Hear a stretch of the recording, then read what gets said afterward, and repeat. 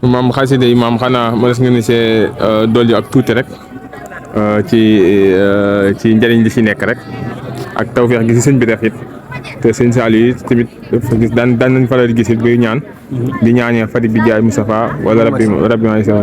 waaw yooyu ndimbalu Serigne Touba la ndax Fatick bi jaay Moustapha an omati ndigal yo yi Serigne Touba yoroon la di ko joxe maanaam loolu ijaaba lay joxe te day yomb ñaan nangu ci yaa raxmaanu yaa raxiim googu nag sëñ bi da ko fonkoon ngir mooy yërmandeem ji mu làmboo woon rek faaw mu boole ko ci ndax yaa maalikal mulki yaa man jàlla an xawadin irham jami alwara ya hadiyan radaa kooku daa bokk ci bànneex yi nga xamante ne sëñ bi ko daan dund muy am yërmande ci mbindéef